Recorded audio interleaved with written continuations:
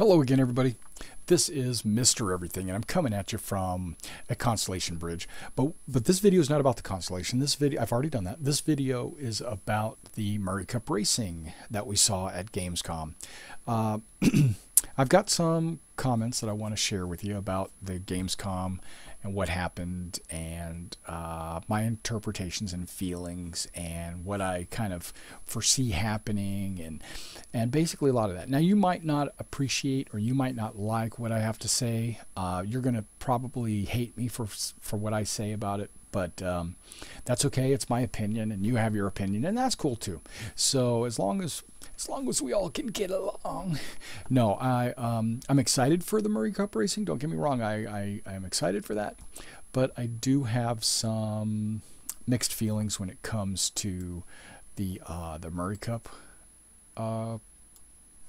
demo that they showed, and not broken promises, but just re-envisioned promises. Okay, so let's go ahead and watch the trailer here, and this way you can kind of see it, and then after the end of the trailer I'll comment about what I think of that trailer, and I'll nitpick about it.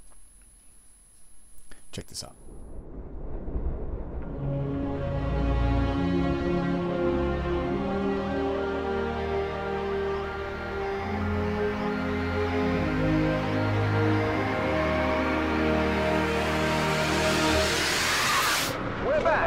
We're racing in New Horizon. I'm Trevor Basque for GSN Murray Cup coverage. Couldn't argue for better conditions to race in, I suppose. We'll be on track. I love it when the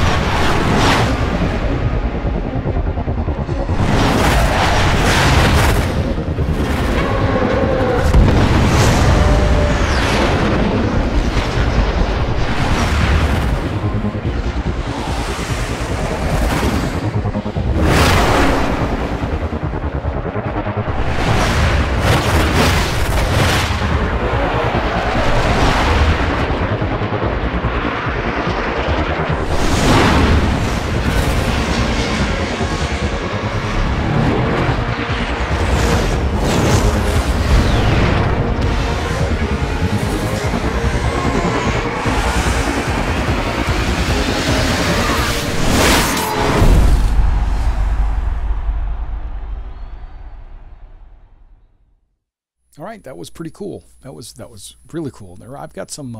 I wrote down some notes here for myself and to share with you. I didn't want to forget anything, so I wrote it down. First of all, it looks awesome. Okay, you got the graphics level is pretty cool looking. I mean, there's nothing you can really say about that. They did an awesome job with the graphics of New Horizon. Now, I love the sound. You know, you hear the passenger, ambient sounds in the back. You hear the newscaster that kind of giving you like a heads up what's going on, and that's tied in with like the game too, my understanding, and that'll come in the second video. I'll kind of talk about that too. The new design of the rings are cool, and I say new design of the rings because I still remember the old designs from the concept art. Now, I understand it's just concept art, and it's supposed to be, it just gave people an idea. It wasn't locked in or anything. So, but I think the new ones are cool, and that's probably why they think so too, so they put them in there. I don't really understand why they have the whole iris valve thing inside the ring. I don't think that's a kind of a necessary thing.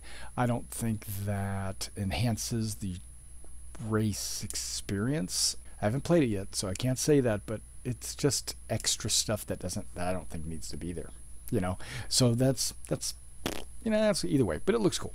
Okay, now I'm going to start kind of saying some things you might not like. It's not in space. What the hell? Okay, if you read all the fiction from official fiction, the Murray Cup race is supposed to be in a system, and you travel from world to world going through these rings. It's not supposed to be all contained in a small little neighborhood back alley. That's not what it's supposed to be. It's supposed to be wide encompassing, you know, and it's supposed to be throughout this entire system, you're having to travel long distances to go through these rings, not like a short circuit. It's supposed to be like super long. It takes you a long time.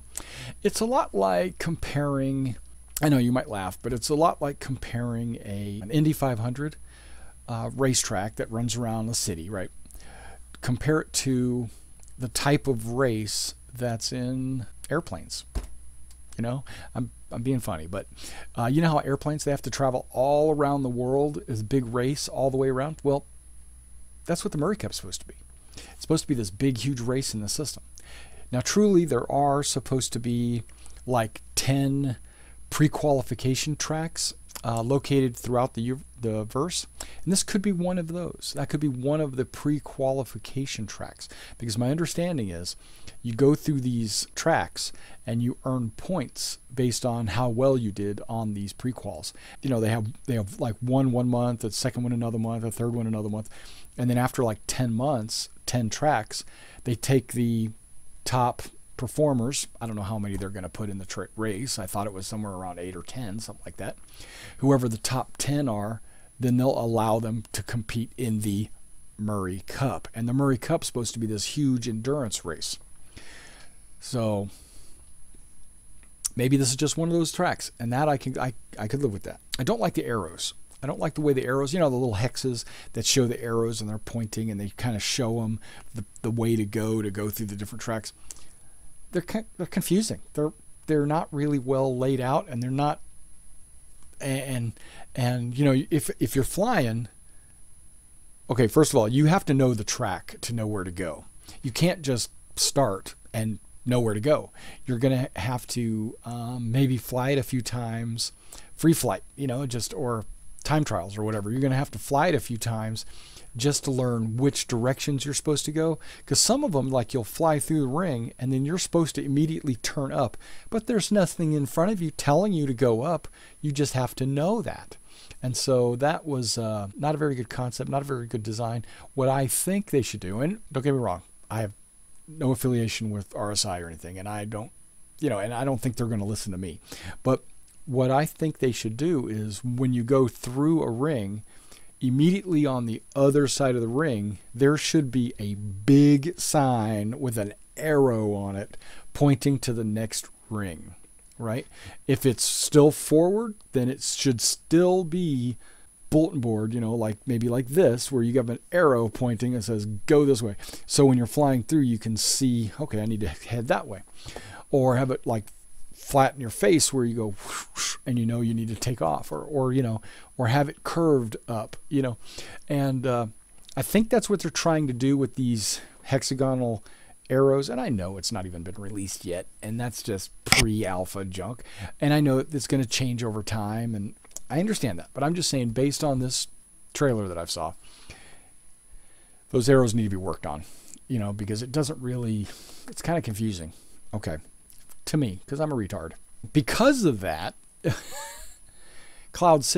New Horizons is going to be damaged.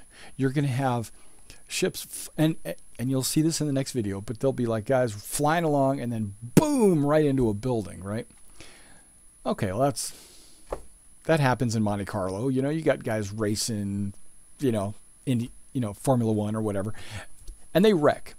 But the level of impact that a Formula One car has on the city is not going to be the same as a starship fighter that crashes into a building. That's going to be exponentially a lot more damage. And so I don't think they should have a race in a urban environment like that. Not like this. It's kind of cool that they do, but it needs to be unless they're indestructible, the buildings and all that, but you know, that's not the case. So it just immersion breaking. You know, now the ones in space, I understand. The ones going through an asteroid field, I understand. You're going to wreck into stuff. Ones flying through an atmosphere, through canyon networks, I understand that. You know, a lot like pod racing or whatever. I understand that. But you're not going to see it in a city. Not like, I think they're shooting for the whole Formula One racing, you know, in the whole Monte Carlo or wherever racetracks. And yes, they can wreck, and yes, they can do some damage, but you're not going to have... In this track, it looks like if you just take the wrong turn, you're going to smack right into a restaurant or a hotel or something. It looks like it would be disgusting. Okay, so this next video, some of the guys at the Gamescom play a match. It's 3 laps around, and there's 4 of them. And I got some words about this one. So check that out.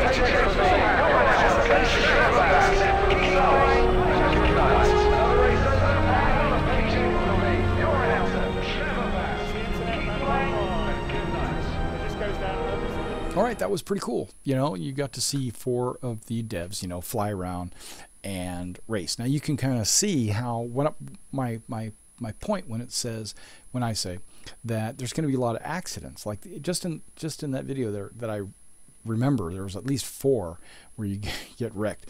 So now this is just an Arena Commander simulation, I guess, practice for you. But let's take that and let's put that into the persistent universe, because my understanding is that Murray Cup racing is going to be something you can actually do in the persistent universe with your real ship. And so, are you going to be wanting to wreck your ship like that? You know, I don't know. That's how much damage is that? It looked like it was severe damage, you know, that kind of stuff. So, and are you going to get, and it's going to cause you to lose like that. So I think a crowded track like that is not the way to go. Yeah, I understand obstacles and things you have to maneuver around, and turns and climbs and dives. Sure, I get that. But you can get that without putting a building in the way that you have to fly, you know, around the building. Now, if it's just a pylon in space or in the new Horizon Speedway, if it's just a pylon there and you have to kind of go around it, I'm okay with that. But not one that looks like there's actually people living there, you know, or, you know, because like there's a couple of landing pads where ships land, people get out and they watch the show. What if one of those fighters comes in and just right into one of those observation decks? You know, that would be disastrous. Let me give you I know I went off on a tangent. Okay, but right here, I noticed one cool thing is when you're in the race mode, your HUD changes to like a race HUD. That's pretty cool. Gives you the laps and the lap time and the race time and what position you're in and stuff like that. Awesome. You need to have that. It's a racing game, so you need to do that.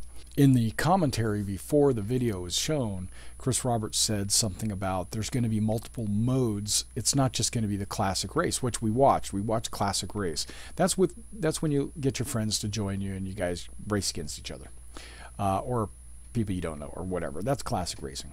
But before that, he said that there's going to be another mode called time trial. I assume that's when you're in there by yourself, free flight, and you're flying around and you're trying to see if you can get the fastest time or whatever. That's cool, because then that way you can learn the track before you actually have to go in and race. And then the other mode is something he said is not going to be out in version 0.9, which is about a week from now. He said it's going to be out in version 1.0, which is going to be who knows how far out. But he said there's going to be a death race mode where, you know, weapons go live. So when you're flying around to the different points, you can be shooting the enemy or other racers. And that's interesting. I don't know if I'd want to be a racer and have to do a death match, because are you racing or are you dogfighting? You know, it'll be an interesting curveball.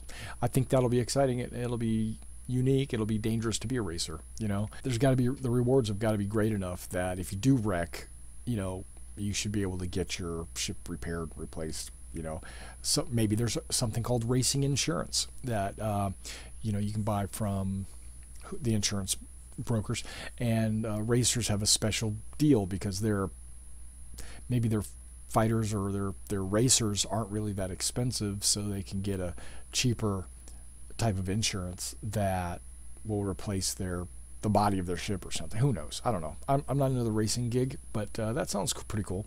I can't wait for it to come out because I want to play it. You know, I love all things Star Citizen, so I want to. Sure, I want to race, you know, and I'm going to take my little Hornet around there and see if I can't keep up. Oh, that's the next point.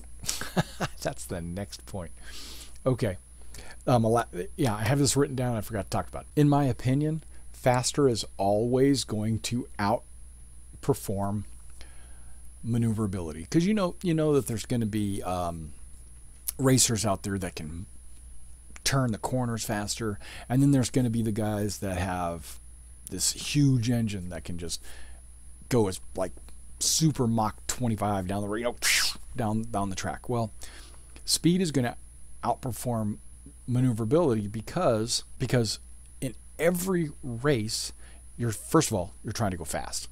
Okay, so speed's got the advantage. Now you've got turns where you think the guy that can do maneuverability is going to get the advantage. Okay, well, he's going to be able to turn, but you know that other guy that's going super fast, he can slow down. He can slow down and make the turn, but the guy that's going slow and maneuverable, he can't speed up. So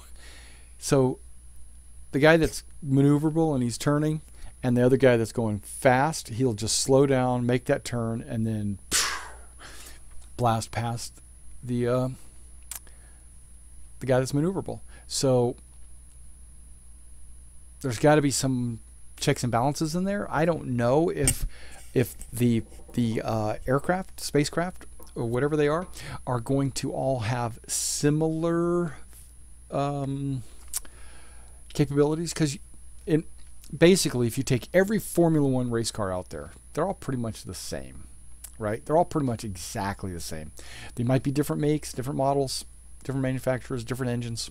They're all pretty much the same. There's not that much difference between them. What makes a car a winning car? It's the pilot or the driver.